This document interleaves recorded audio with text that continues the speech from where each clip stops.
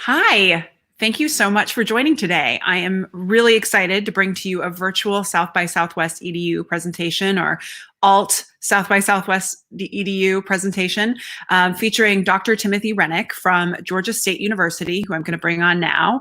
Tim, thank you so much for joining us. How about that barbecue, huh? Had a wonderful night with you. Yeah, I love it. Just really love No, it. I'm here in Atlanta on the Georgia State campus, far away from Austin barbecue. Yes, we are all sad to miss out on the opportunity for the friendship and the time to catch up. But we don't think that physical proximity should be stopping any of us from learning about some of the most pressing challenges facing higher ed and some of the learnings that are already coming forth in the field. So today, you all are very, very lucky that we are going to have an opportunity to have Dr. Tim Renick. I'm going to keep calling you Dr. Tim, present his presentation that he was planning to present at South by Southwest. And so I will shortly take myself off the screen. But thank you so much for being willing to do this with us in a virtual context. For folks, if you have questions, you can post those and we will be able to see them. We're right now streaming live on Facebook, YouTube, and on Periscope. So please join me in welcoming Dr. Timothy Renick. Thank you, Bridget, and good day, everyone. It's a pleasure to be here, have a chance to talk about some of the issues I was going to share with the audience at South by Southwest. Actually, not only today, but it was scheduled to be right at this time today. And I'm going to talk a little bit about one of the challenges we're facing now as we begin as a community of scholars to come up with practiced and proven, evidence-proven approaches to student success. The next issue is how do we scale these practices? And Georgia State has helped define some of the practices that are leading in the discussion nationally.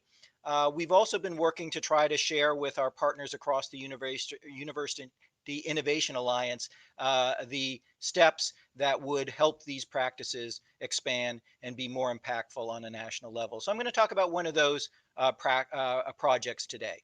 If you go to the next slide, we'll start with what is, in effect, the national challenge. These are data representing the percent of Americans that hold the bachelor's degree, representing the last 40, 45 years. And it shows that over the last generation, there have been significant changes in college attainment, but entirely in the upper half of the economic spectrum. Each of these lines represent a different economic quartile. So are the individuals in the top 25% of Americans by household income? If so, that's the blue line at the top of the chart. And the prospects for these individuals holding a college degree have changed immensely over a short period of time, from about 40% of the population back in 1970. Now we're up to almost over 80% of the population. Stories vary different though, if you look at the lower income level. And there you can see over the same time period, we've moved the needle hardly at all. And the gap between the wealthiest and least wealthy Americans has not gotten narrower. It's actually widened considerably. Yeah, now if you look at the next slide, it's going to intensify the challenge because there's another layer of difficulty we're facing as a nation, at least with regard to post-secondary completion rates. And that is that the students who are most likely to complete a college degree because they come from the upper economic quartile are also the students who have the greatest amount of support while they are university or college students. So this just looks at the student to faculty ratio at some major institutions nationally. And what you can see are huge differences for students who attend the most elite private institutions, the Yales, the Harvards, the Emorys, the Dukes. The ratio of students to faculty is about 6-1. As you go up the scale, large publics, then broader but not elite public universities, and then the most diverse public universities at the bottom of the page, you can see the resources that are available to the students change considerably. And almost inversely to what we would suggest from a logical perspective. If low-income students have a more difficult time completing college degrees, then a logical system might be that the low-income students are at institutions where they have greater resources available to them. But just the opposite is the case. The most privileged students have have the most privileged resources. And we're not talking about a small ratio here. We're talking about a ratio of 3 to 4 to 1 more resources than students at some of the more challenged and most diverse public universities nationally. If you go to the next slide, this represents what this means on the ground at schools like Georgia State, where we have a population which is 74% non-white, 60% Pell eligible. Before we made the changes I'm about to describe, we had an inequitable distribution of student access to resources, even on the Georgia State campus. The most empowered students, the honor students, the straight A students, because resources were so short, they were the ones that were most effective and most persistent in getting help, in seeing advisors, in resourcing, tutoring, and other sorts of interventions that might help raise their completion rates. There was a whole group of students in the middle, though, B and C students who rarely, if ever, saw an advisor, had less access to tutoring support and so forth. Because these resources were so scarce, it made access to the resources fall more likely to the students who were most empowered. So if you go to the next slide, what Georgia State did starting now 7.5 years ago is try a different model for distributing resources on our campus, student support resources, advising resources. We engaged in a big data project. We used 10 years of our data, 2.5 million Georgia State grades, 140,000 student records. What we were doing with the big data was trying to identify early warning signs that a student was in trouble. We were looking for recurring behaviors on the part of our students that correlated in a statistically significant way to their dropping or flunking out of the university. We postulated maybe we'd find a couple dozen. In point of fact, we found over 800. 800 different risk factors that correlated in a statistically significant way to Georgia State students dropping out. The idea was, let's try to find what the problem is before the student has actually dropped out. Let's see if there's a early enough warning that we might be able to do some kind of intervention. And so what Georgia State has been doing for 7.5 years now is tracking every single student every single night for every one of these risk factors. And if you do go to the next slide now, I'll just give you a couple examples of what these risk factors look like. This is a system based on so-called predictive analytics. And so what we're looking at are things like you're looking at on this screen. These are actual Georgia State data. These represent early warning signs that students are struggling in their major. What we found in our data sets is that there's a strong correlation between the first grade a student gets within his or her major and their chances of graduating on time. So if you look at the center of the screen, these are data about our political science students. Political science students who get an A or B in their first political science course are graduating from Georgia State on time at about a 75% clip, which is great for us. They get a C in that first class, they're graduating on time at about a 25% clip. We had never historically done anything with those C students other than pass them on to next level offerings where, at least if the data are accurate, 75% of them would begin to struggle. They'd begin to collect D's and F's, and after a couple semesters or maybe even a year or more, we would finally intervene. The new system has an alert going off the second the student receives that C grade, and an advisor will proactively intervene. They'll bring the student in, they'll sit down, talk about tests and papers. Maybe there are reading and writing issues that need to be addressed by that student. Maybe the student's just working 40 hours a week. But the idea is we're going to proactively intervene and try to address the problem at the first sign of an issue, not after it becomes much more serious. Next slide. Another thing we're looking at are just the registration records of our students. So making sure that students are registered for the right courses in the right order. In the past, students were handed these paper maps. Here's our BS in chemistry, all the courses you need to take and in what order. But if they got off path, there was nobody really paying attention. And I can tell you, this spring semester alone at Georgia State, we had over 3,000 students who signed up for courses that either didn't apply to their degree program at all or that they were taking in the wrong order. They didn't have the right preparation in order to sign up for that course, at least in an ideal world.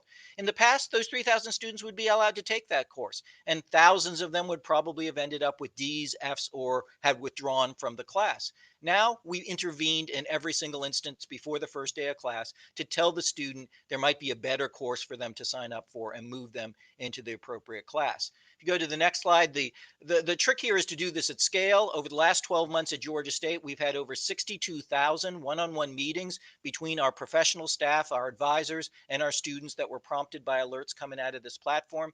I can say we didn't correct all 62,000 problems, but I also can say that 7 years ago, these were 62,000 issues that were going completely undiagnosed. Students were signing up for the wrong classes, underperforming in prerequisites, and we were expecting our mostly first generation low income student body to have diagnostic powers that we lacked. In fact, this is again the problem with the equity gaps, because students who come from first generation low income backgrounds are often at campuses where there aren't these kind of resources to reach out proactively. They're the ones making mistakes, and there's no one paying attention, no one getting them back on track. At the most elite institutions, ironically, where the students are most empowered and probably best prepared academically, they're also the campuses that have the most careful watching of what's going on a day-to-day basis. So if you go to the next slide, what happened when Georgia State changed to this more proactive approach? Well, we launched it in 2012, and we immediately saw significant increases in our overall retention rates. The biggest gains were not for our traditional freshmen. They were for our part-time students, our adult learners, our military learners, our transfer students. Students who tend to sail under the radar screen really benefited from this approach at Georgia State, where we began tracking every student for 800 risk factors and reaching out proactively and getting these students back on track as quickly as possible. Next slide. You can also see that since we've launched this platform again in 2012, we've seen significant declines in average time to degree at Georgia State. This chart represents the number of credit hours a student at Georgia State has accumulated when they walk across the stage at graduation. Now, over this time period, we haven't lowered any graduation requirements. They remain exactly the same, but students are now meeting those requirements more efficiently. In fact, we've shaved about half a semester off the average time it takes a Georgia State student to complete a bachelor's degree, saving the students about $18 million a year in tuition and fees just by completing their requirements more efficiently. Next slide. And what has happened over the last 7 years has been quite transformative.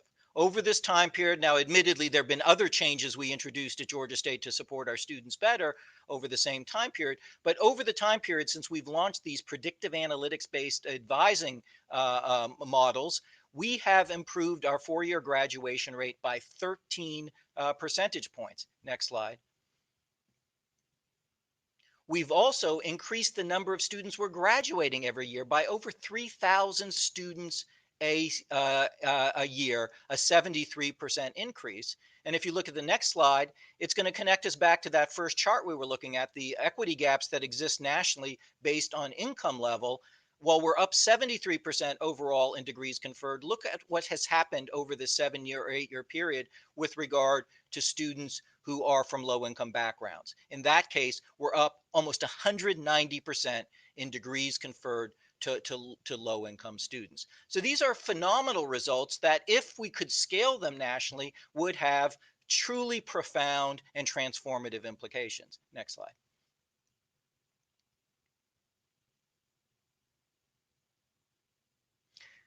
So this is going to bring us to the subject of the MAPS project. MAP stands for Monitoring, Advising Analytics to Promote Success. If you go to the next slide, I'll talk a little bit about what this project is. Back in the tail end of the Obama administration, there was a program initiated called First in the World. And the idea was that the federal government wanted to invest in evidence-based best practices for improving completion rates in college students, especially completion rates among students who come from underserved backgrounds. The University Innovation Alliance applied for one of these grants, and I was the PI and wrote a good part of the proposal. In our proposal, what we plan to do is basically test this model of analytics-based proactive advising that I've been describing across 10,000 students nationally. What we were going to do and what we ended up doing is using a random control trial, so kind of strict scientific controls, to see if we could replicate the positive results that Georgia State had seen with this approach. Next slide.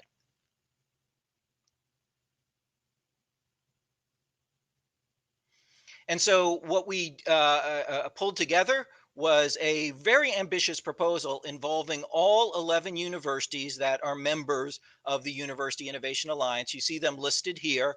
All are large public research one universities. And we worked on protocols to get every one of these institutions to implement a version that adhered fairly closely to the proactive advising model that I've just been describing. Next slide.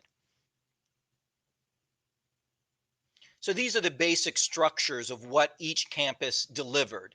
Each campus pledged to have some kind of analytics-based tracking system, some kind of database system to look at students on a regular basis, ideally daily, and be able to identify earlier on if a student was at risk, if a student was signing up for the wrong course or underperforming in a prerequisite class, and other sorts of risk factors. Secondly, all these students who were in the study would have a personalized academic map. The academic map would be customized for each student. So if they had different majors and minors and so forth, their map would show them semester by semester which courses they should be signing up for. And we would be monitoring the analytics and the maps on a regular basis. And whenever there was a problem, we would pledge to intervene in a timely fashion. So somebody supported by the grant, and the grant helped covered advising staff across all 11 UIA institutions. Somebody in the grant would reach out to these students with an intervention, some kind of mitigation to deal with whatever problem was identified. Next slide. So what I'm going to talk about in the last part of my comments, but it's really the meat of I think why I'm anxious to share these ideas with you, is what kind of lessons did we learn from trying to pull off a random control trial involving 10,000 students across 11 institutions, by the way, in 11 different states across the United States. And lesson number one, if you go to the next slide, is pretty important, which is substantive collaboration across institutions is possible. I just went through the various components of what each campus needed to do: have analytics platforms, have advisors trained in place, have a system for reaching out with immediate help when a problem was identified. This was a major change in the practices for many of these institutions. In fact, for just about every institution, this was a significant change. And so it is an accomplishment to be able to pull off a random control trial, a so-called RCT, of this scope and nature. In fact, one of the things that inspired this project in the first place was the fact that if you go to the National Clearinghouse for vetted studies that meet a certain standard of scientific evidence in academic advising, there's almost nothing there. And there's truly almost nothing there that shows the effectiveness and what works for academic advising across multiple institutions. One of the reasons why is this is difficult work to get the kind of collaboration that is necessary to pull off a controlled trial and have 11 different campuses delivering the same interventions on a day-to-day basis. How did we do? If you look at the next slide, the bottom line is very encouraging.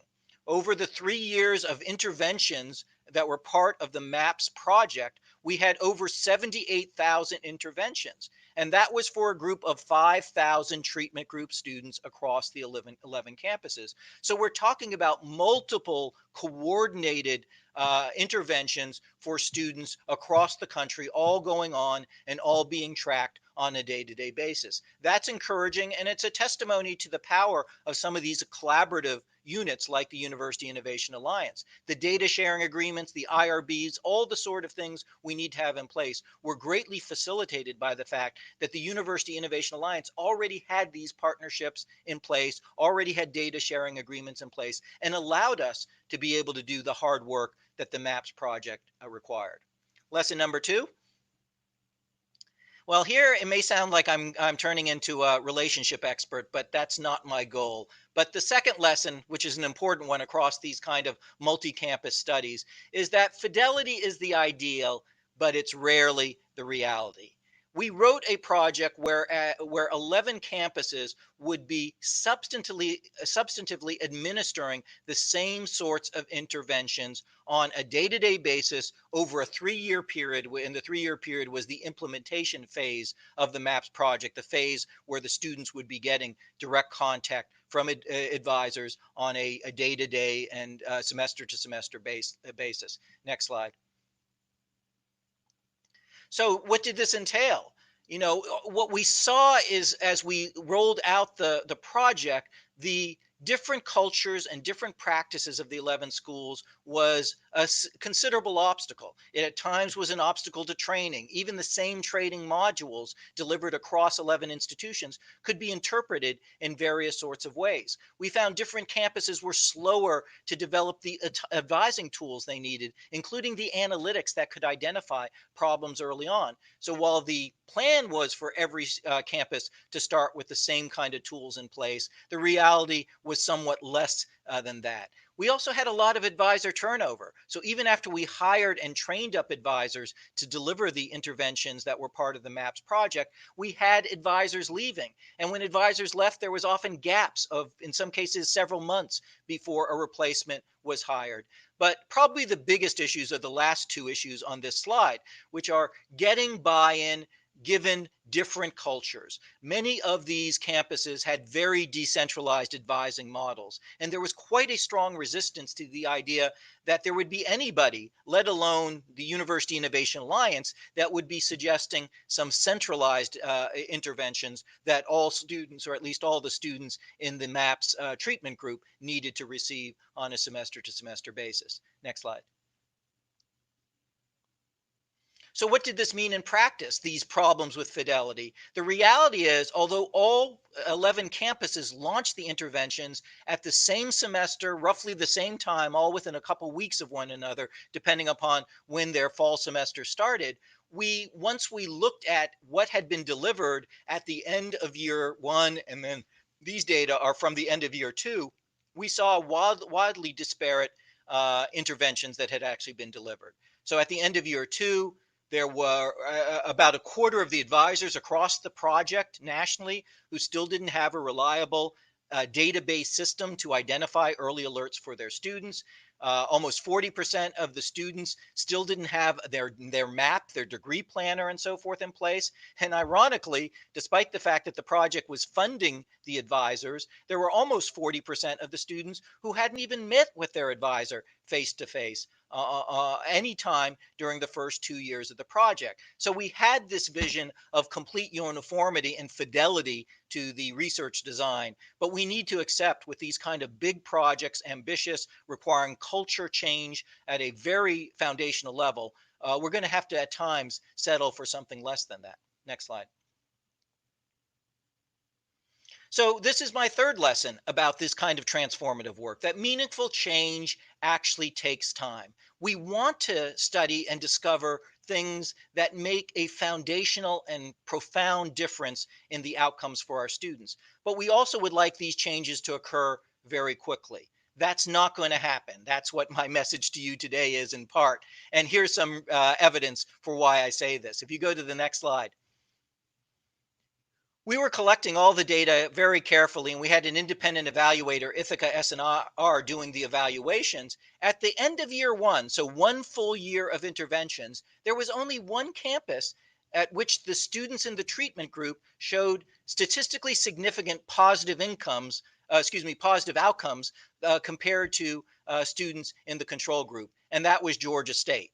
It was ironic in a sense because Georgia State had launched these initiatives initially, and maybe not surprising because by the time we launched the MAPS project, Georgia State had a good set of experiences for knowing how to implement these interventions. And some people thought, well, maybe this project doesn't work because it worked at Georgia State before. Now we've tried it at other places and it's only working at Georgia State, until we ran the data after year two. Next slide.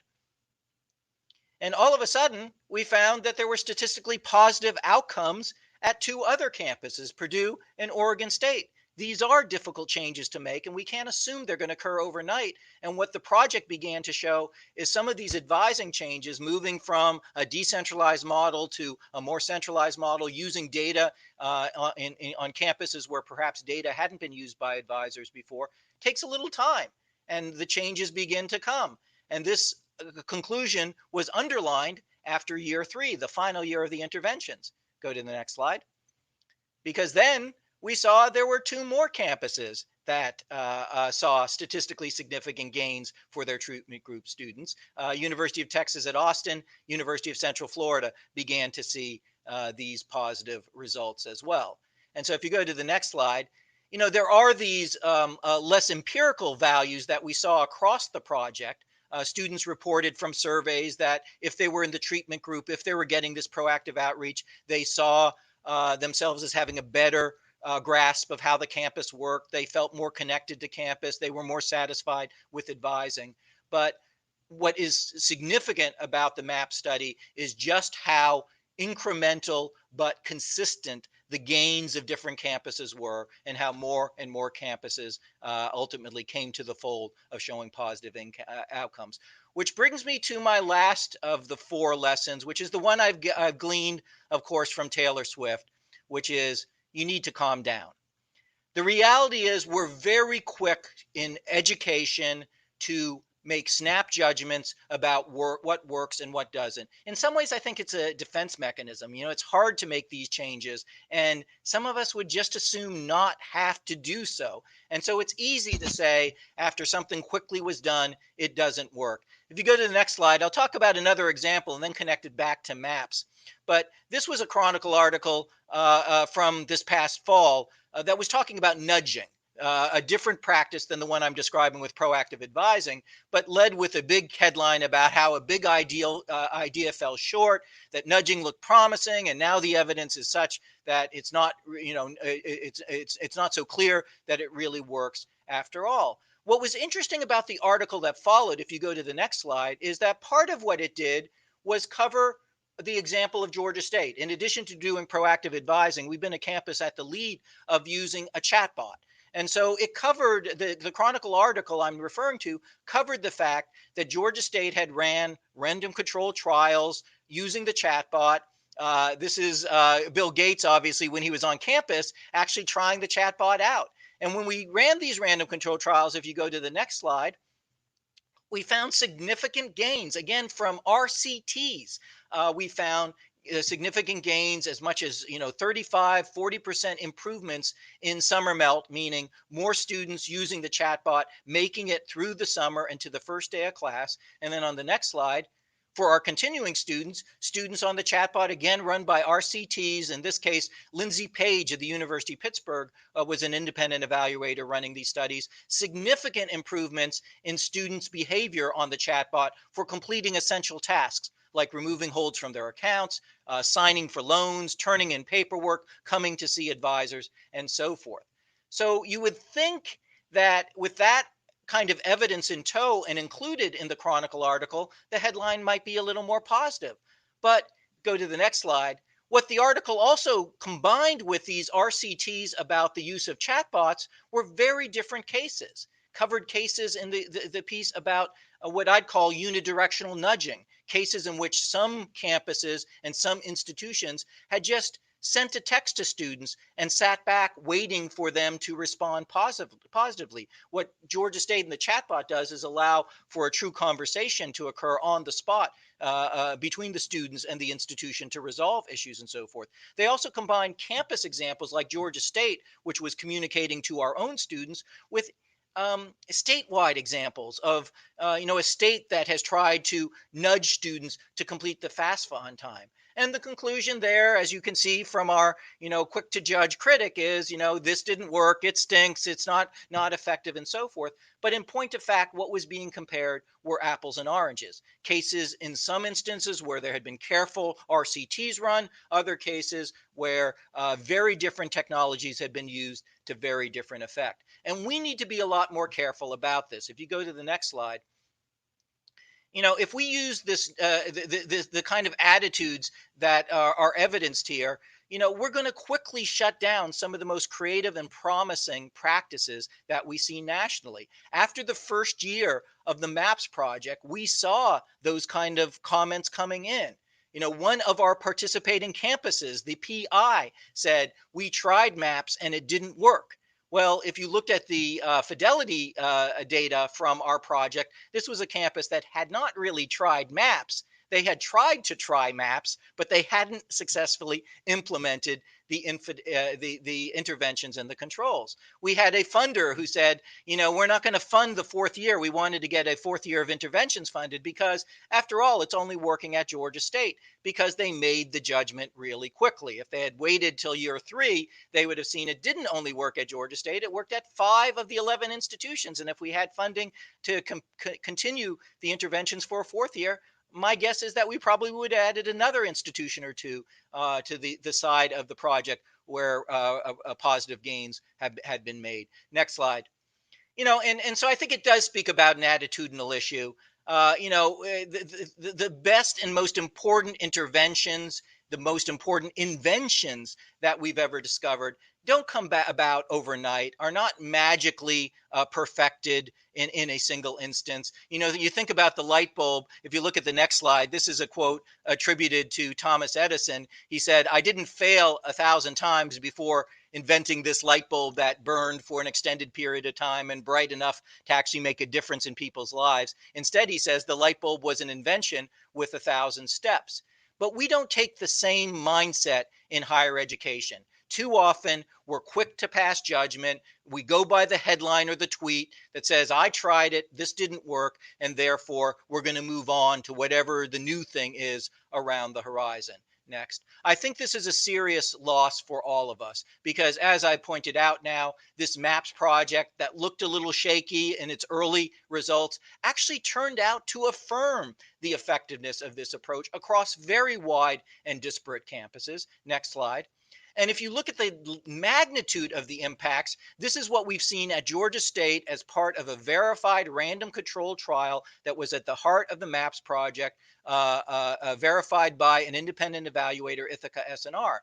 We've seen over the 3 years of interventions among the treatment group students, significantly higher credit hour accumulation, higher GPA, higher continuous enrollment, higher credit hour success rate, meaning the percent of courses attempted for which the students get a grade of C or above, a higher percentage of students completing STEM majors or proceeding on track to complete STEM majors, and a graduation rate, in this case projected at the end of 3 years, for the treatment group students that is 12 percentage points higher above the rest of the incoming class. Next slide. So, this is what we have in front of us. We have the need not to tinker around the edges, but to make significant changes in the kind of supports we deliver, especially to underserved students nationally. And we also have a choice in front of us. We can either do this in tepid ways, expecting immediate results across every campus, or we can use what is the lesson we teach most of the students on our campuses, the scientific method, and try to isolate instances where success is found, learn from those instances, and then scale those instances across other examples and hopefully nationally as well. That was the hope, and I think in retrospect, the results of the MAP project, and that is the reason the University Innovation Alliance exists. So I appreciate your attention. I'm happy to answer any questions from Bridget or anybody else who's listening today. Oh, sorry, you couldn't hear me, but because you were up there, but I was just like, take it, walk it off. This is great, especially the parts where you're making very strong points in terms of how we are so much snap judgment in this space. So I just really appreciate that.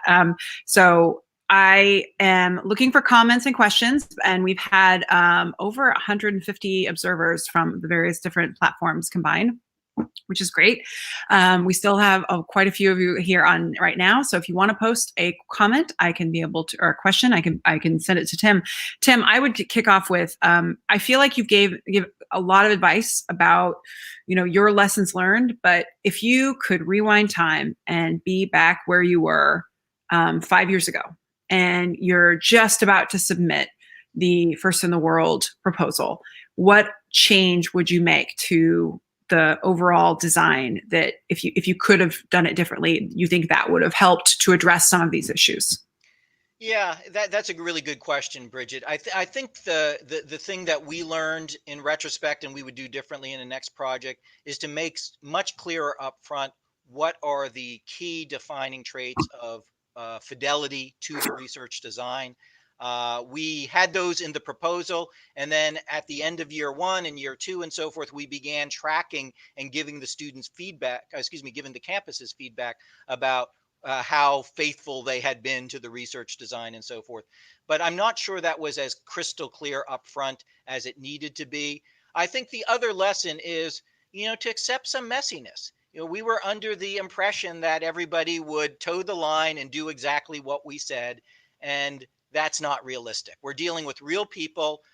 They've got strong practices in place on their campuses. And quite frankly, a number of the practices may be quite effective. So to expect people to change overnight is unrealistic. One of the most gratifying examples has been from UT Austin, Texas at Austin, because initially, I think it's fair, and they wouldn't mind me saying, they were one of the more skeptical campuses about whether this would make a difference. They had their own practices in place and so forth.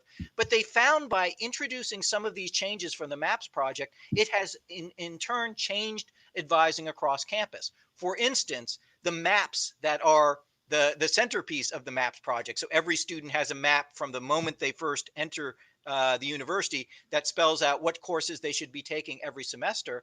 The first time that UT Austin really began to work on those maps was for the students who were in the treatment group of the MAPS project. But they began to hear from other academic units across campus, oh, that's a really useful practice. We should come up with these maps for our students as well. So it began to be propagated across the campus to the point where, our colleagues at UT Austin now are going out to conferences and saying this was a profoundly influential project for us to engage in because it's changed the way we do things overall at our university. I also appreciate it. I think UT Austin, I didn't even know this until much later. They won the award. They won the national award from NACADA for their work within MAPS, which is, again, super ironic. And that was a very knowing smile I was exchanging with you. And I loved, though, I feel like the skeptics in particular about this project, that was where there was tremendous value. It was not the folks who were like running gung-ho into the fire. It was helping us understand where we needed to be better about messaging, where we needed to rethink areas and where we were maybe making assumptions, and the skeptics helped us see where those assumptions were coming from. And right, exactly. And I'd say to all the funders who may be listening, there's also a lesson here about that as well, because it's just not realistic to expect 100% success rate for any transformative new intervention that is rolled out in the real world.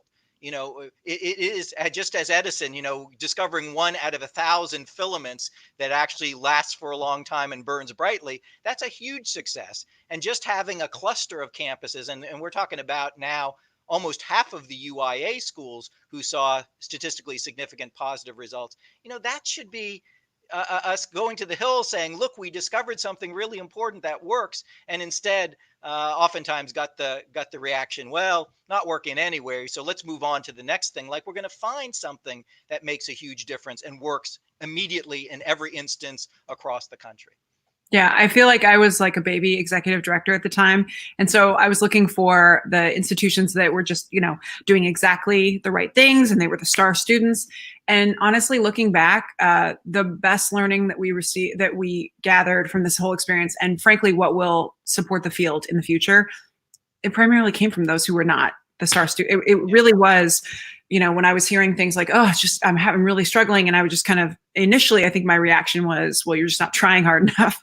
But when I would lean in, I would realize, oh gosh, actual cultural total disconnect, or language barriers, like the fact that at Iowa State, they couldn't call them advisors. They had to call them coaches, because there was actually a really serious culture around how faculty found tremendous pride from academic advising, and they would have felt that to be a threat. So I think we learned so much. That's a great point. The anxiety itself, as you're pointing out, may be a sign that the learning is going on. So, we read that as pushback or resistance.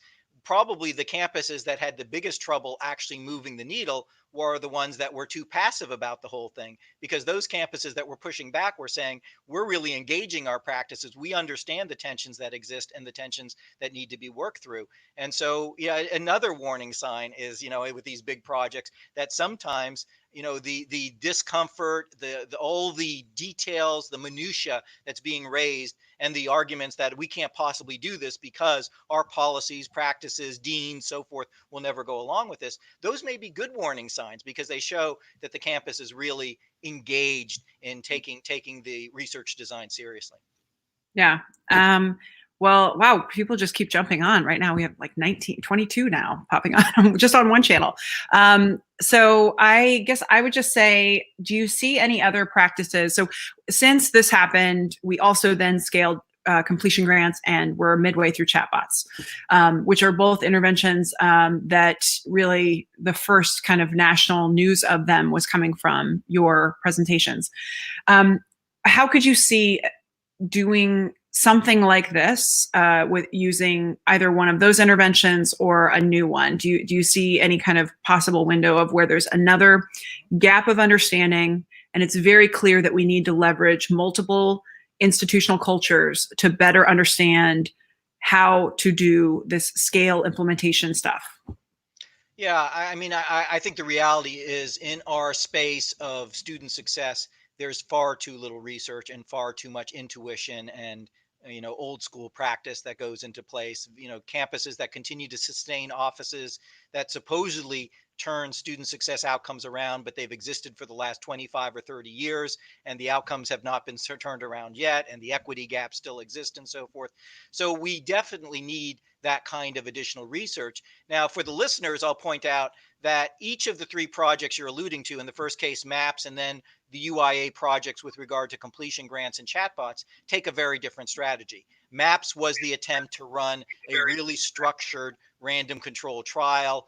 The completion grant project was an instance where we allowed our partners, in this case in the foundation world, to set some parameters that we were all challenged to live up to, but that may have not have been the wisest thing, because the parameters were not necessarily set by the practitioners on the ground. And in the case of chatbot, we've now come up with a model of having a much more laissez-faire attitude, allow different campuses to approach it in a very different fashion. And I think, again, one of the great things about the University Innovation Alliance is, in addition to trying to advance the literature and the understanding of what works as far as specific practices are concerned, it is also advancing the understanding and hopefully literature of what works from just a strategy of trying to implement test cases across multiple campuses, because there's far too little of that going on nationally. You'd be amazed about how much of the research about academic advising is about a single campus. And what does that tell us? It tells us something worked in that particular environment, but doesn't define the characteristics of what made it successful. What was amazing about the MAPS project is we began to get insights about what were the links between the 5 campuses that saw the statistically significant improvements for their treatment group, as opposed to those that did not, and begin to grow the literature of what's going to be useful for dozens and dozens of other campuses nationally. Yeah, people are always asking, like, how do you pick the things to scale? And let me tell you about this one thing we're doing, or let me tell you about this one center we have, or this one thing. And I'm always just like, you know what? Honestly, I'm not that interested in what any one campus has done. Show me something that you've done that you've instructed and coached someone else to do. And until that happens, I just don't think an idea is really any good. And I feel like you have both within the Alliance, but also with now, how many campuses have you had on a tour of your campus? We've just hit over 500 campuses that have sent teams to come for the day. In fact, we gave out a coupon. They get 10% off at Jiffy Lube now for being the 500th customer to Georgia State. But they're not customers. They're coming on our dime, and we're happy to have them. But yeah, we've had 500 schools over the last 3 years that have come to spend the day and tour our advising center and meet with our team and learn a bit more about what we're doing. And that's been encouraging too, because of course, out of 500 schools, a lot of them come and leave and do nothing. But we've seen some amazing success stories. Morgan State, HBCU out of Baltimore, Middle Tennessee State, Indian River out of Florida. These are campuses that kind of got the bug when they visited and came back multiple times and shared. And we've ridden into grants and working on. We have a chatbot grant where Morgan State is one of our partners and so forth. And they have begun to see some amazing results as well. And that's what's really important to remember, that I think we're getting to the point in the space where it's not an issue that we don't know what works. The issue is we don't yet know how to scale what works, hence the name, very aptly named session today for this South by Southwest session once removed. I just made you bigger so I could get you to shout that. Yeah, so y'all are here. If you head down to Georgia State, you get $20 off your chatbot. I actually think you should start a chatbot for campuses coming to visit Georgia State. In fact, that's how we scale and make it so you don't have to travel. Is that we're going to bot you and 10% off at Jiffy Lube as well. Okay.